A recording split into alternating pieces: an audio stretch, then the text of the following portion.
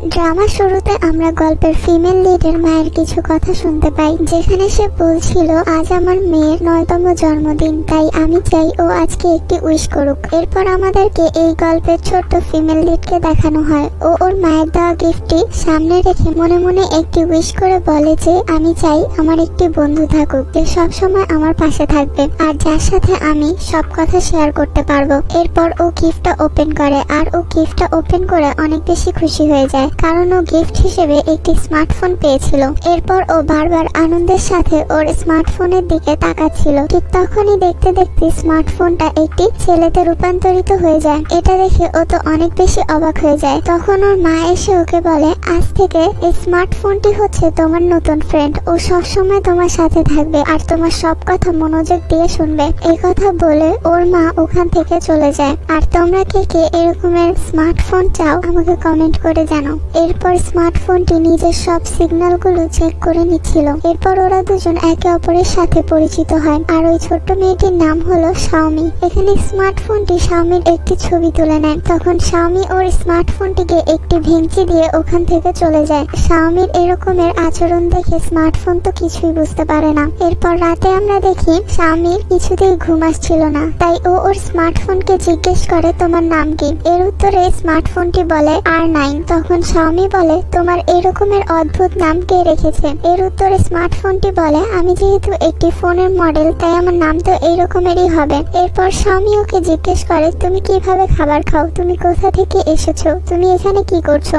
এইরকমের অনেক প্রশ্ন করে ওর স্মার্টফোনটিকে বিব্রত করতে থাকেন। এই প্রশ্নগুলো শুনে ফোনটা অনেকটাই কনফিউজ হয়ে যায়। এরপর স্মার্টফোনটি শাওমিকে বলে, তুমি যেহেতু একটি ছোট মেয়ে, তাই তোমার তাড়াতাড়ি ঘুমিয়ে পড়া উচিত, আর তা না হলে তুমি তাড়াতাড়ি বড় হতে পারবে না। তখন শাওমি ওকে আবারও জিজ্ঞেস করে, তাহলে তুমি কিভাবে ঘুমাও? এর উত্তরে স্মার্টফোনটি বলে, আমার পাওয়ার অফ করে দিলেই তো আমি ঘুমিয়ে পড়ি। তখন শাওমি বলে, আমার মধ্যে তো এরকমের কোনো ফাংশন নেই, তাই আমার এত তাড়াতাড়ি ঘুম আসবে না। যার ফলে স্মার্টফোনটি ভেড়া গণনা করার একটি সাউন্ড চালু করে দেয়। আর এই ভেড়া গণনা করতে করতে শাওমিও ঘুমিয়ে পড়েন। এরপর সকালবেলা শাওমি যখন ঘুম থেকে ওঠে, তখনও দেখতে পাই স্মার্টফোনটি এখনো ভেড়া গণনা করছে। তাই শাওমি স্মার্টফোনটিকে থামতে বলে আর ওকে জানায় যে আমি তোমার একটি নতুন নাম রেখেছি, আর নামটি হলো মিমে। তাই এখন থেকে আমি তোমাকে মেমে বলে ডাকবো। স্মার্টফোনটির এই নামটি অনেক পছন্দ হয়। এর পরের সিনে আমরা দেখি মিমে শাওমিকে নিয়ে স্কুলে যাচ্ছে, আর ও শাওমিকে স্কুলে পৌঁছে দিয়ে ওর জন্য বাইরে অপেক্ষা করতে থাকে। এরপর শাওমির যখন স্কুল ছুটি হয়, তখন মেমে ওকে আইসক্রিম কিনে দেয়। এরপর মেমে একটি ছাতা নিয়ে ওর পেছনে পেছনে হাঁটতে থাকে। শাওমি যেতে যেতে একটি দোকানের সামনে দাঁড়িয়ে পড়ে, যেখানে ওর এক জোড়া জুতো অনেক পছন্দ হয়। আরো মনে মনে ভাবে, আমি বড় হয়ে এরকমের একটি জুতো কিনবো। এরপর মেমে ওর কাছে এলে শাওমি তখন ওকে বলেন, আমি যখন বড় হব তখন ঠিক এরকমের জুতো পরবো, যাতে আমাকে আমার মায়ের মতো লম্বা দেখায়। আর শাওমির এরকম কথা শুনে মেমে ওই জুতোগুলোর একটি ছবি তুলে নেয়, যাতে এই বিষয়টা ওর সারা জীবন মনে থাকে। এরপর ওরা অনেক মজা করতে করতে বাসায় যাচ্ছিল। রাস্তা দিয়ে যাওয়ার সময় মেমে হঠাৎ করেই একটি নোটিফিকেশন পায়, যেখান থেকে ও জানতে পারে কিছুক্ষণের মধ্যে বৃষ্টি হতে চলেছে। তাই ও শাওমির কাছে গিয়ে ওর হাতে থাকা ছাতাটি ওপেন করেন। এটা দেখে শাওমি অনেকটাই অবাক হয় আর মেমেকে বলে, তুমি এমনটা কেন করছো?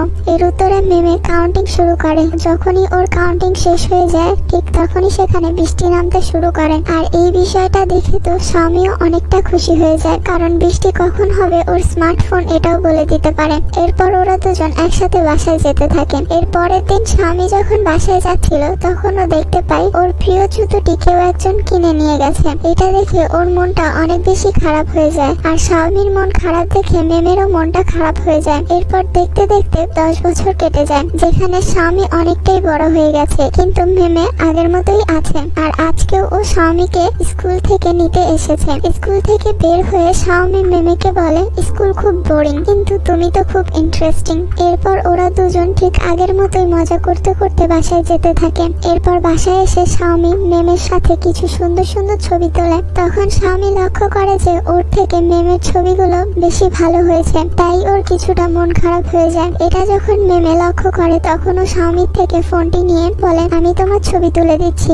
এরপর মেমে শাওমির দিকে তাকিয়ে অনেকগুলো ছবি তুলে দেয়। যে ছবিগুলো দেখার পর শাওমি অনেকটা খুশি হয়ে যায়, কারণ ওর ছবিগুলো অনেক সুন্দর হয়েছিল। কিন্তু কিছুক্ষণ পরেই ওর মনটা আবারও খারাপ হয়ে যায়। আর ও মিমিকে বলে, আমার এই ছবিগুলো সুন্দর হয়েছে তার কারণ হলো তোমার চোখে আমি দেখতে অনেক বেশি সুন্দর, কিন্তু অন্য ফোন দিয়ে ছবি তুললে তো আমাকে এতটা সুন্দর দেখায় না। এরপর ওরা আবারও নিজেদের ছবি তুলতে শুরু করেন। আর এখানে শাওমি লক্ষ্য করে যে মেমে মাঝে মাঝে গায়েব হয়ে যাচ্ছে। মেমে তখন বলে, আমার মনে হয় চার্জ শেষ হয়ে গেছে, তাই আমি 5 মিনিটের জন্য নিজেকে চার্জ করে নিই, আর 5 মিনিট চার্জ হলে আমি স্মুথলি 2 ঘন্টা চলতে পারবো। তখন শাওমি বলে, আমি তো ভয় পেয়ে গিয়েছিলাম, আমি তো ভেবেছিলাম তুমি মনে হয় আমাকে ছেড়ে চলে যাবে। এর উত্তরে মেমে বলে, তুমি যতদিন না পর্যন্ত আমাকে ফেলে দিচ্ছ ততদিন পর্যন্ত আমি তোমাকে ছেড়ে কোথাও যাব না। এ কথা শুনে শাওমি অনেক বেশি খুশি হয়ে যায়, কারণ শাওমি মেমেকে কখনোই ফেলে দিবে না। এর পরের সিনে আমরা শাওমিকে দেখতে পাই, ও বসে বসে পড়াশোনা করছিল, কিন্তু ওর পড়াশোনায় মনোযোগ বসছিল না, কারণ কিছুদিন ধরে মেমে ওর সাথে নেই, কারণ মেমে কোম্পানিতে গিয়েছে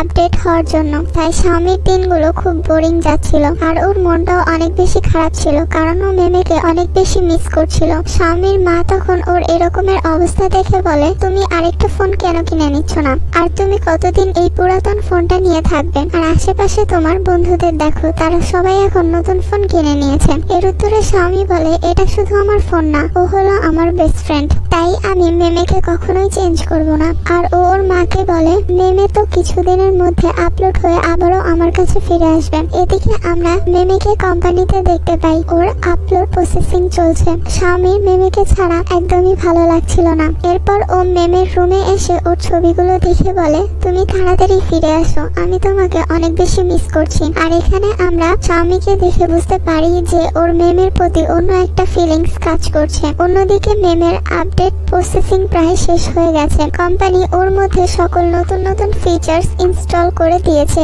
এবং ওর পুরাতন মেমোরিগুলো রেখে দিয়েছে, তাই ওর মেমোরি থেকে কিছুই ডিলিট হয়নি। ও যখন কোম্পানি থেকে চলে যাচ্ছিল ঠিক তখনই ওর কাছে শাওমির একটি মেসেজ আসে, যেখানে শাওমি লিখেছিল, তুমি তাড়াতাড়ি চলে আসো। আর এই মেসেজ দেখে মেমে অনেক খুশি হয়ে যায়, তাই ও দৌড়াতে দৌড়াতে শাওমির বাড়ির কাছে চলে আসে, কিন্তু ওর বাড়ির ভেতর যাওয়ার সাহস হচ্ছিল না। আসলে মেমে শাওমির কাছে যেতে লজ্জা পাচ্ছিল। ঠিক তখনই শাওমি ওর বাড়ি থেকে বের হয়ে আসে, তখনও মেমেকে দেখে অনেক বেশি এক্সাইটেড হয়ে যায়, তাই ও তাড়াতাড়ি করে মেমের কাছে চলে আসে। নিজের সামনে শাওমিকে দেখে মেমের হার্টবিট অনেক বেশি বেড়ে যায়, আর ওর হার্টবিট এত বেশি বেড়ে গিয়েছিল যে ওর ভেতর থেকে সব অ্যাপস গুলো বের হতে শুরু করে। আর মেমে ওই অ্যাপগুলোকে ধরার চেষ্টা করছিল, আর শাওমি ওর এরকমের অবস্থা দেখে হেসে দেয় আর দৌড়ে এসে মেমেকে জড়িয়ে ধরে, যার ফলে মেমে আবারও নার্ভাস হয়ে যায়। আর এখানে ও কোনো মতে নিজেকে কন্ট্রোল করে নেয়। এর পরের দিন আমরা ওদের দুজনকে কলেজে দেখতে পাই। মেমে অনেকদিন পর শাওমির সাথে কলেজে এসেছে। ঠিক তখনই ওদের সামনে একটি ছেলে চলে আসে,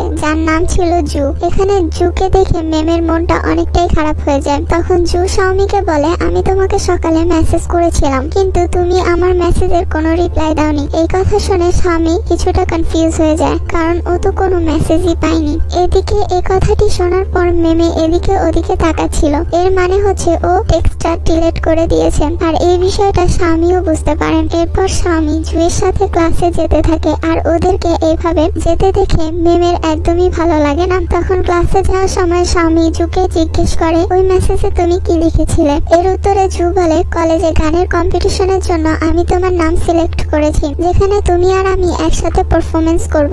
এই কথা শুনে শাওমি অনেক বেশি খুশি হয়ে যায়, কারণ ওর গান গাইতে অনেক ভালো লাগে। আর এখানে ওদেরকে হেসে হেসে কথা বলতে দেখে মেমে অনেক বেশি জেলাস ফিল করছিল। এরপর মেমে বাইরে চলে আসে। এদিকে বাইরে এসে মেমে শুধু শাওমির কথাই ভাবছিল। তখনও আশেপাশে অনেক কাপলদের দেখতে পায়, যারা একে অপরের সাথে অনেক ভালো সময় কাটাচ্ছিল, আর ওদের ফোনটাকে সাইডে ফেলে রেখেছিল, যা দেখে মেমের মনটাই ভেঙে যায়, কারণ যতই হোক ও তো একটা ফোন। আর এসব কথা ভাবতে ভাবতে ও অনেক বেশি হতাশ হয়ে যায়। ঠিক তখনই ওর কাছে জু চলে আসে, আর ওকে দেখে মেমের মন তো আরো বেশি খারাপ হয়ে যায়। এখানে জু মেমেকে বলে, আজকে শাওমি কলেজে পারফরমেন্সের জন্য প্র্যাকটিস করবে, তাই ওর বাসায় ফিরতে লেট হবে। আর ওকে বলে, আমার তোমার কাছ থেকে একটি সাহায্য লাগবে। এই কথা শুনে মেমে অনেক কনফিউজ হয়ে যায়, আর বলে, তোমার আবার আমার থেকে কি সাহায্য লাগবে? আর এখানেই এই সিনটা কাট হয়ে যায়। এরপরের সিনে আমরা মেমেকে স্যাড হয়ে বসে থাকতে দেখি, যেখানে ও জুয়ের কথাগুলোই ভাবছিল, কারণ জু ওকে বলেছিল যে ও শাওমিকে পছন্দ করে, আর গানের কম্পিটিশনের দিন শাওমি শাওমির বার্থডেও ছিল, তাই জু সেই দিন শাওমিকে একটি গিফট দিয়ে প্রপোজ করবে। এজন্য ও মেমের সাহায্য চেয়েছিল, আর এজন্যই মেমে এখন মন খারাপ করে এখানে বসে আছে, কারণ ও শাওমিকে পছন্দ করে। এরপর শাওমি ওর কাছে এসে ওকে একটি প্রশ্ন করে, কিন্তু মেমের মনটা এতটাই খারাপ ছিল যে ও শাওমির কথার কোনো উত্তরই দেয় না। আর মেমের মন খারাপ দেখে শাওমিরও মনটা খারাপ হয়ে যায়। এর পরের দিন সকালে শাওমি পারফরমেন্সের জন্য রেডি হচ্ছিল, তখন মেমে শাওমিকে একটি সিম্পল ড্রেস সিলেক্ট করে দেয় আর বলেন, এটা পরলে তোমাকে অনেক কিউট লাগবে। এর উত্তরে শাওমি বলে, এটা তো অনেক সিম্পল ড্রেস, আর এই ড্রেসের সাথে আমার কোনো ম্যাচিং জুতোও নেই। তখন মেমে বলে, ঠিক আছে, আমি তোমার জন্য জুতোর ব্যবস্থা করে দিব। এই বলে মেমে শাওমি আজকে যেই গানটা গাবে সেই গানটা দেখতে যায়, কিন্তু শাওমি ওকে গানটা দেখতে দেয় না, যার জন্য মেমের মনটা আবারও খারাপ হয়ে যায়। তখন শাওমি মেমেকে বলে, এটা একটা সারপ্রাইজ, তাই আমি চাই আমি যখন এই গানটা গাবো তখনই তুমি এটা শোনো।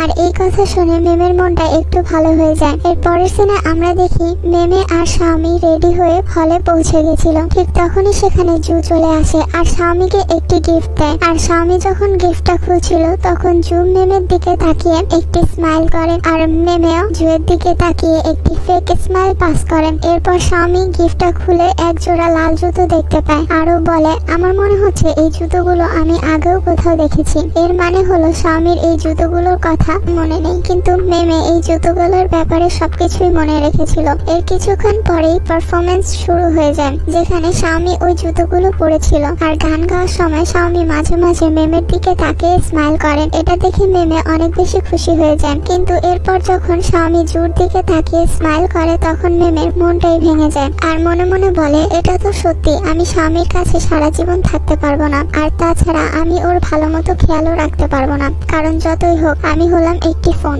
একথা ভেবে মেমে ওখান থেকে বের হয়ে যায়। এরপর শাওমি পারফরমেন্স করার সময় ওর জুতোগুলোর দিকে তাকায়, আর তখন ওর ছোটবেলার কথাগুলো মনে পড়ে যায়। এদিকে মেমে বাইরে এসে শাওমির সাথে কাটানো সমস্ত মুহূর্তগুলোর কথা মনে করতে থাকে, কিন্তু ও ডিসাইড করে নিয়েছিল যে ও শাওমিকে ছেড়ে অনেক দূরে চলে যাবে। এরপর শাওমি পারফরমেন্স শেষ করে সবাইকে ধন্যবাদ জানায়, কিন্তু ও কোথাও মেমেকে দেখতে পায় না, তাই ও তাড়াতাড়ি করে হল থেকে বের হয়ে চারিদিকে মেমেকে খুঁজতে শুরু করে। ঠিক তখনই জু ওর কাছে এসে ওকে প্রপোজ করার চেষ্টা করে, কিন্তু শাওমি ওকে থামিয়ে দিয়ে বলে, তুমি যে জুতোগুলো আমাকে দিয়েছো এটা কি তোমাকে মেমে দিয়েছে? এর উত্তরে জু বলে, হ্যাঁ। আরো শাওমিকে এটাও বলে যে মেমে আমাকে বলেছে এই জুতোগুলো তোমার অনেক প্রিয়। একথা শুনে শাওমি দৌড়ে মেমেকে খুঁজতে যায়। এদিকে মেমে একটি ছাতা নিয়ে পার্কের মধ্যে দাঁড়িয়েছিল। এদিকে শাওমি মেমেকে খুঁজতে খুঁজতে পার্কে চলে আসে আর মেমেকে জিজ্ঞেস করে, তুমি কি এই জুতোগুলো কিনেছো? এর উত্তরে মেমে বলে, হ্যাঁ, কারণ আমি তোমাকে প্রমিস করেছিলাম যে তোমার